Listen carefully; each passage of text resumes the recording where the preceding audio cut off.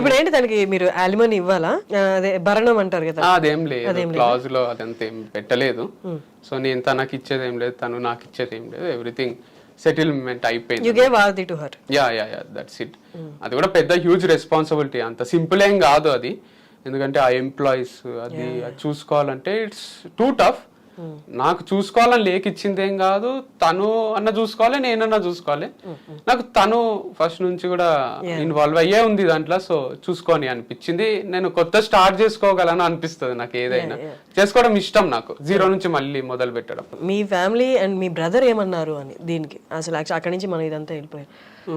మా అన్నక్క ఫస్ట్ అయితే ఒక రోజు నేను ఇంటికి వచ్చిన, ఇట్లా సెట్ కాదనిపిస్తుంది అది అని చెప్తే, కలిసిపోవాలి రా, అది చాలా తప్పు, మాట్లాడు, కుదురుతుంది అంతా అంటే మాట్లాడినా, కలిసిపోయినాం. మళ్ళీ కొట్లాటలు అవి ఇవి కొంచెం కొంచెం డిస్ప్యూట్స్ వచ్చి మళ్ళీ కొంచెం విడిపోయినాము. ఇక సెట్ కాదు అని అర్థమైపోయింది మా ఇంట్లో కూడా. డివర్సే తీసుకోండి మరి అనే ఫస్ట్ వద్దన్నారు. తర్వాత తీసుకుంటే తీసుకోండి, తనకు కూడా ఉండాలని లేదు, నీకు ఉండాలని లేదు. ప్రపోజల్ ఎవరిది అసలు? డివోర్స్ ప్రపోజల్ అంటే ఒకటేసారి వచ్చింది. అంటే తన సైడ్ నుంచి ఫస్ట్, నా సైడ్ నుంచి ఫస్ట్ అని ఏం లేదు.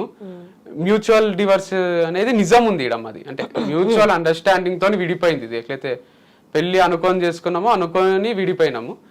అండ్ లేటర్ అయిపోవడం కూడా మంచిదే అనిపిస్తుంది. అంటే ఇద్దరు లైఫ్ ని ఎక్స్ప్లోర్ చేయొచ్చు కదా, 2 డిఫరెంట్ పాత్స్ లో.